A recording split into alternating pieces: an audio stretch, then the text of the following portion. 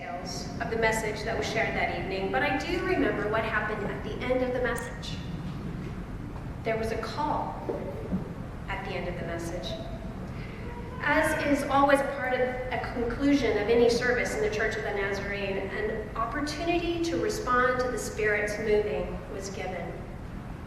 The invitation to come forward and answer God's call was made available. And I knew, without a doubt, that God was calling me to respond to his call on my life. My heart was pounding out of my chest, so I knew that God was calling me, and he wanted me to go forward. I knew that he wanted me to walk all the way down to the stage.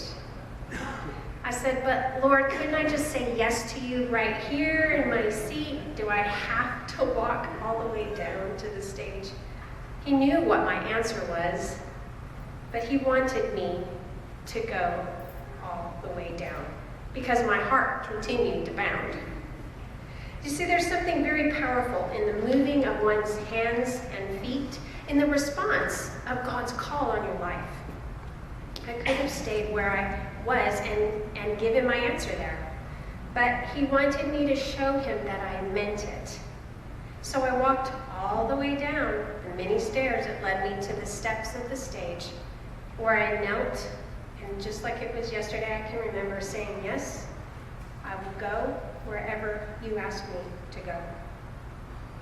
So by moving all the way down to the foot of the stage, I meant it, and I said, yes, Lord Jesus, I will go wherever you ask me to go.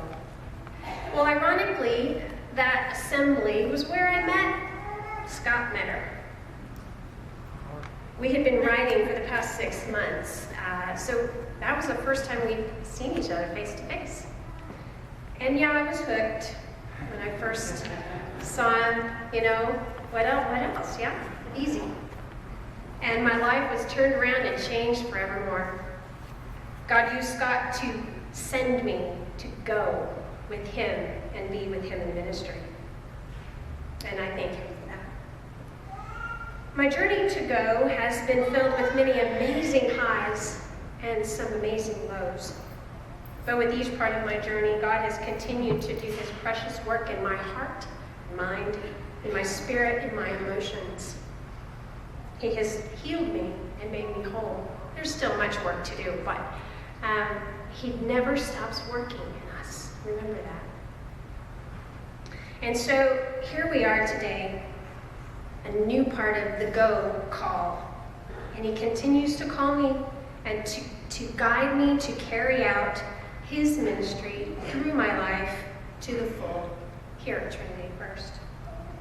Well, today is Ladies' Sunday, and I'm going to take this opportunity to briefly share the vision for discipleship ministries, as I have been given the opportunity here at Trinity-First to do this, to go, to take this position, and to cast vision on what discipleship ministries is going to focus on. And that is that we are going to create opportunities for all of us, every single one of us, to learn, to share, to care, and to grow. So today, I have invited Kathy Arrufat and Chuck Horak to share how God has called them into opportunities to learn and teach for Kathy and to serve for Chuck. So Kathy's going to come first and share, and then Chuck will follow directly behind her.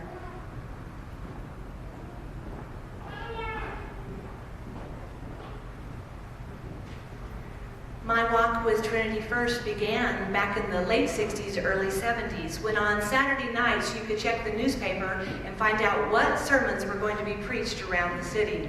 I didn't have a church home at that time, so I would always check it and see what kind of fit the bill. And it seems like this church usually went out. Not long after that, there was a revival in this church, and I sat in the back, and like Cindy, there was that call to come down and profess publicly that Jesus Christ was my Lord and Savior. I had done it privately years before, but my heart was pounding too, and I knew I needed to get up and do that. And so there I came to this altar. During my college years, Nancy and Raymond Smythe did not think I needed to sleep in on Sunday morning, so they decided that I needed to be with them and help teach kindergartners in Sunday school.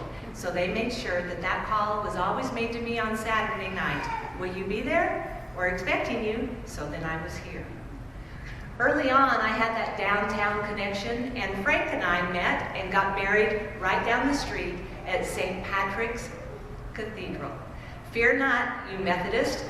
Reverend Rodis Elkins was there to help officiate the service. When my family came back from California, Frank said, Kathy, we need to find a church home. And this is the place that felt like home. So this is where I brought my family. I spent years teaching Sunday school classes, working VBS, going on mission trips with the youth, helping with the youth groups, because that's what my boys did, and that was fun, and I loved it. I loved serving. But the committees after the committees and meetings after meetings, I was not finding it there.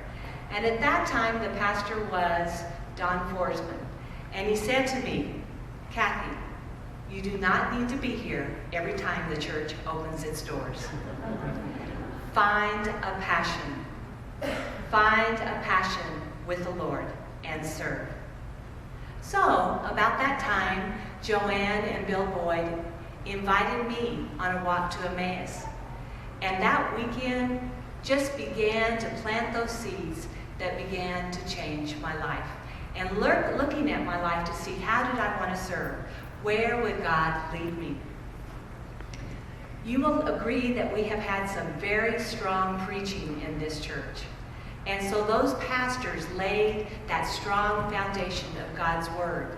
And I found that what I was doing was taking that foundation and going home and digging deeper and deeper because I wanted to know more about that Bible. And so I found my niche.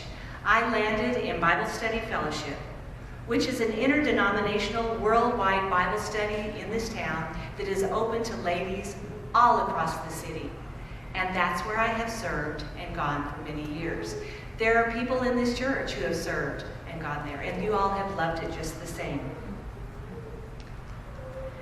Trinity-First also has a pantry right down the street. And when I retired from teaching, that's where I went to spend and help out, I thought, to volunteer. But I noticed that what I was doing is I would go to do my little volunteer job, but I always left blessed. Because that's how God works. You give him a little, and he turns it into a huge blessing. And then an interesting story. Late this last summer, I got a call from a St. Clement's Church school, and they asked me if I would be willing to come in and apply for an opening they had to teach 7th and 8th graders Christian education. Here I had been teaching in Bible school or in Bible study, and now what was I going to do with it? Well, take it on. And so it was just a perfect fit for me to put those two together. And so now I'm teaching 7th and 8th graders. I look back on it and kind of laugh because I know that God is giving me a second chance because I failed miserably teaching middle school, Sunday school here. And so it's like he almost gave me a chance to go back. There I have to give grades, so I have a little bit better control. So my history is married at St. Pat's, I teach at St. Clement's, I lead a Bible study and an interdenominational study at First Baptist, but I attend Trinity-First. I truly believe that it is God's desire for us to know that those places all have the same God, the same Jesus, and the same way into heaven. Amen. He has prepared me through this church to go out and serve. And that's what I love doing. Because of the training I've received here, the service I've received here, the friendships that I have received here, and most importantly, the love of Jesus Christ I have received here. It has made it an easy segue. In Galatians 5:25 it says, if we live in the Spirit, let us also walk in the Spirit. Let me read this little story to you. The Greek word for comforter is parakletos, which literally means one called alongside to help. It was beautifully illustrated in the 1992 Summer Olympics during a track and field event. As the runners in a 400-meter race flew around the oval track, one of them pulled up on the back stretch because he had pulled his hamstring muscle. The crowd was breathless as they sat and watched him, but they realized that a man was coming down out of the audience to help him. And then the man ran onto the field next to this runner. The microphones of the TV crew captured his voice that said, the runner said, "Dad, you've got to help me finish this race. You have to help me across the finish line. I've trained for this all my life." You know what? That's what I've been doing. I've been training for this all my life. So I just need to call on God to help me finish this race and to serve the people of El Paso.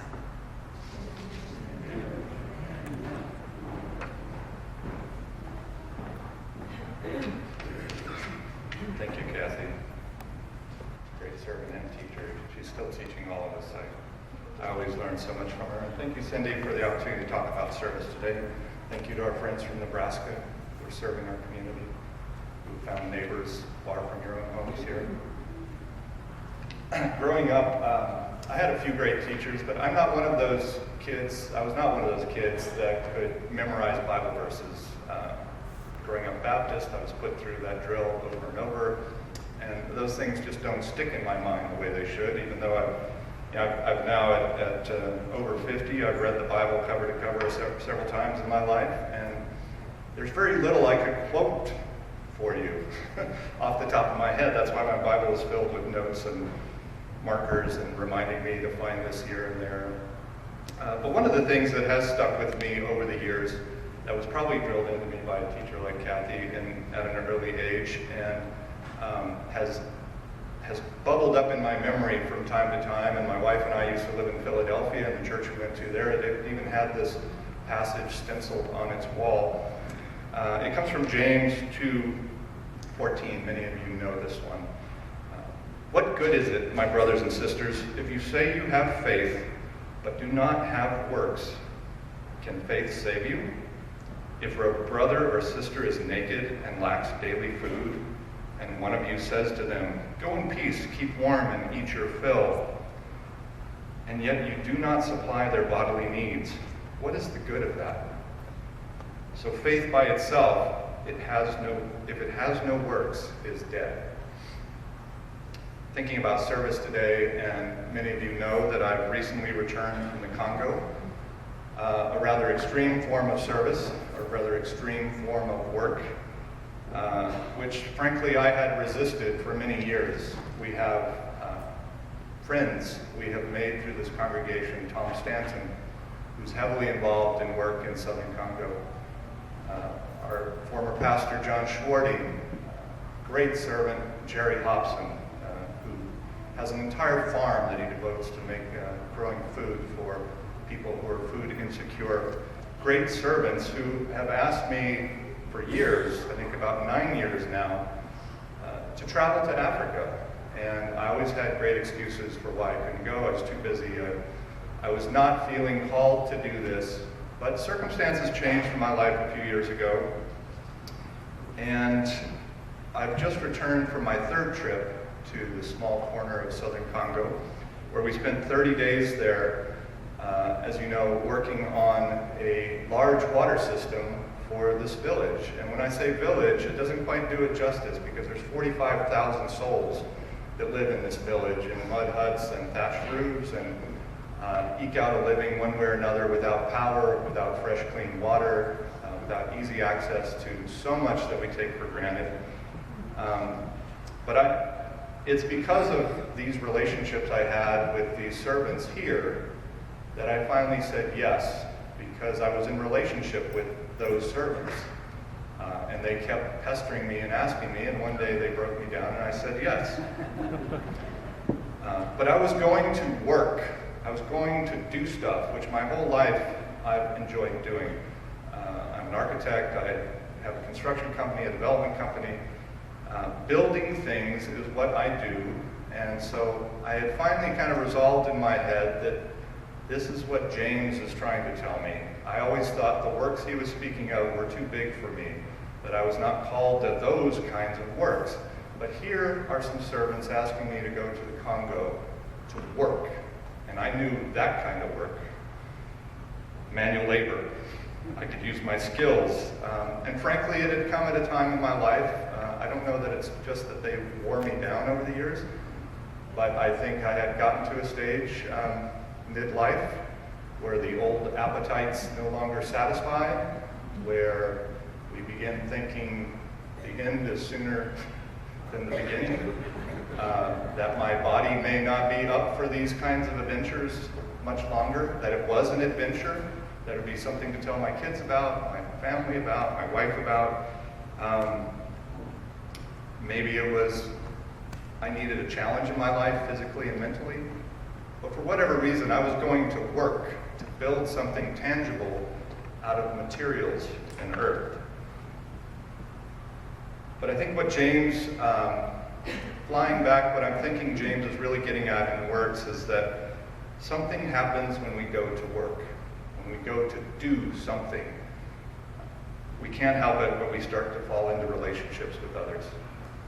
And while I was in Congo to do something, I had a task. I had a building that had to be completed in a certain number of days. It had a certain number of parts that all had to go together. We had no access to power or hardware stores or anything else. We went with 10 or 12 50-pound bags of tools, duffel bags, on the airplane.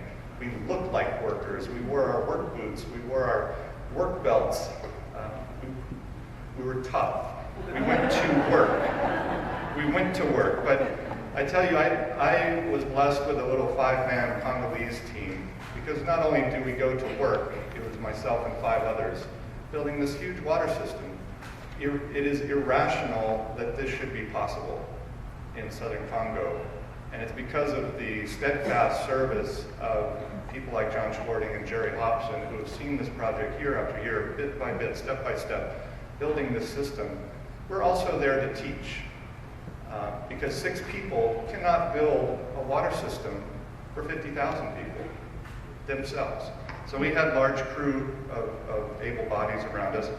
And I had been there last year, and I was blessed to have the same 5 workers, brother builders, I call them, with me this year.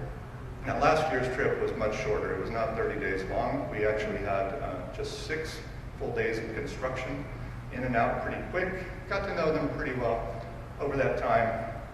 But if you've ever been to southern Congo, you know that everyone you meet is malnourished, dehydrated, food insecure.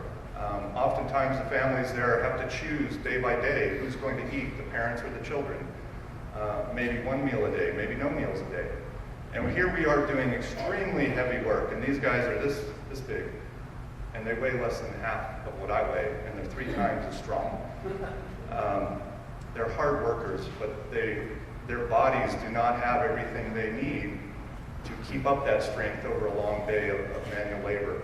And so I would bring bags of breakfast cereal bars and granola bars and things, and we would, instead of showing up, which is my habit, is to roll out of bed, throw on a tool belt, and just start working, we would take a pause, and we'd sit under a mango tree or on a bank of a hill, and we'd have a little team meeting.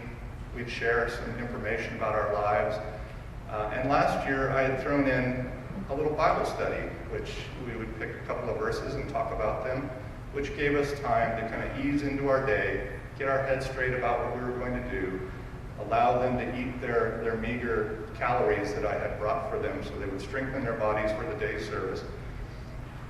Well, because I had the same 5 guys this year, they expected a Bible study every day.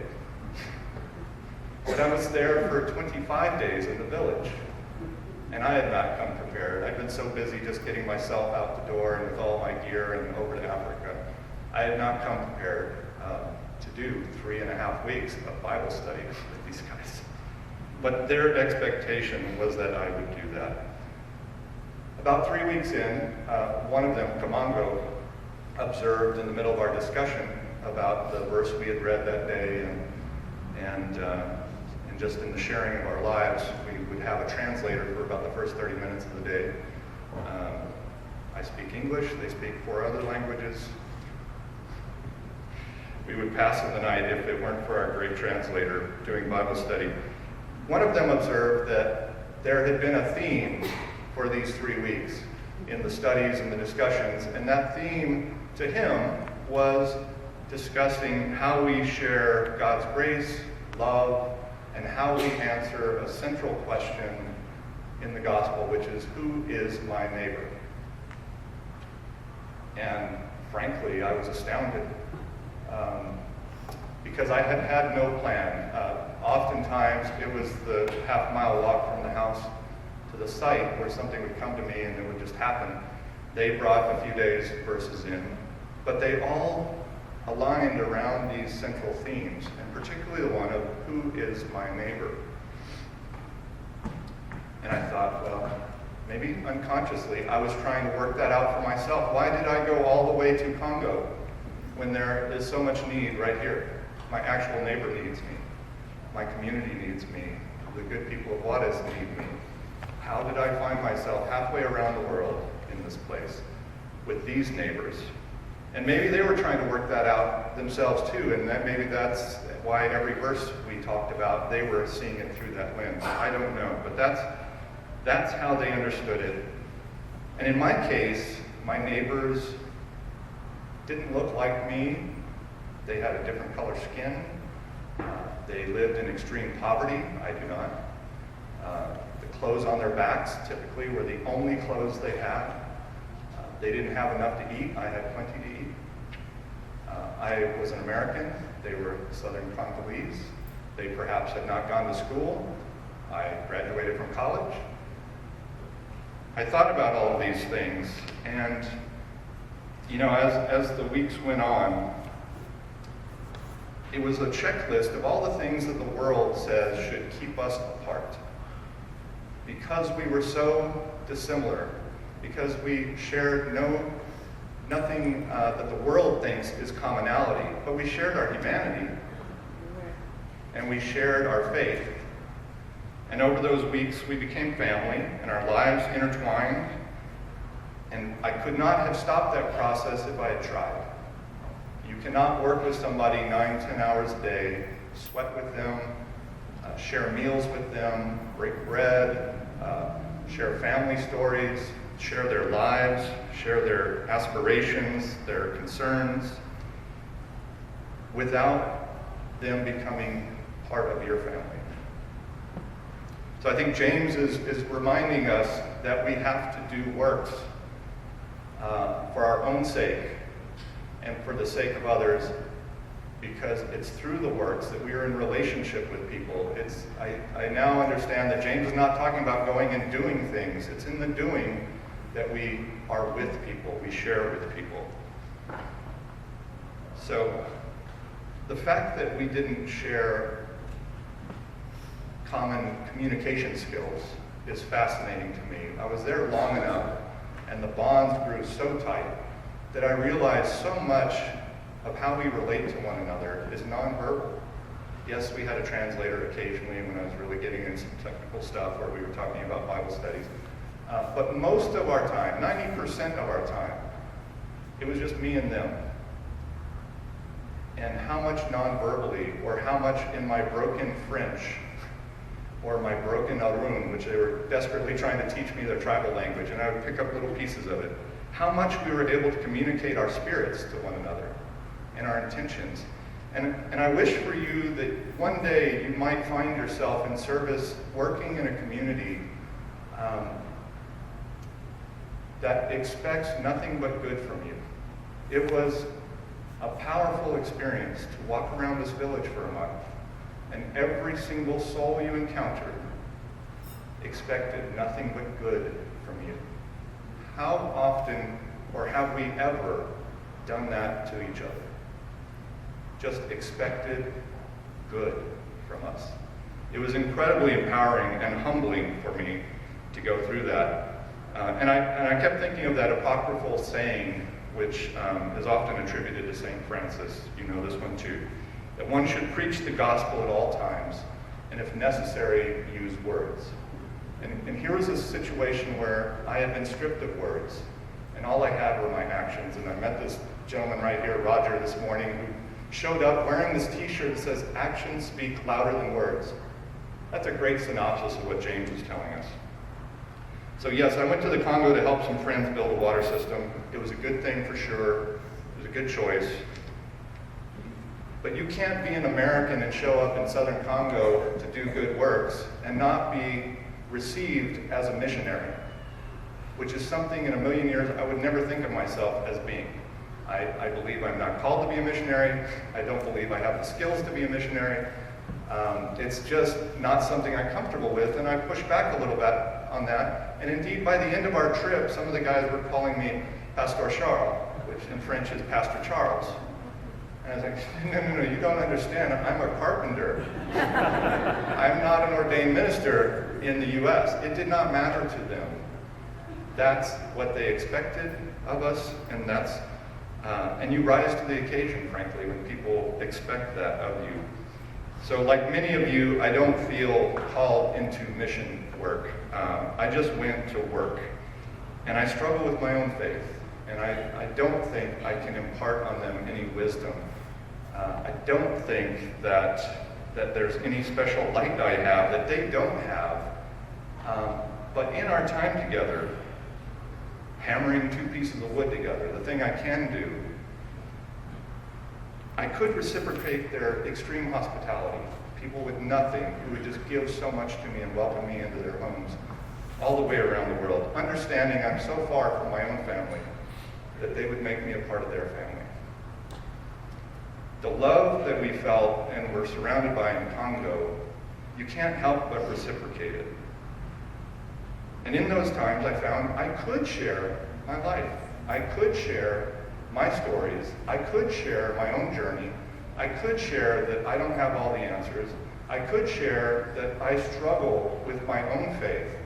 I could share that I don't know what God has in store for me. I could share all of these things with them.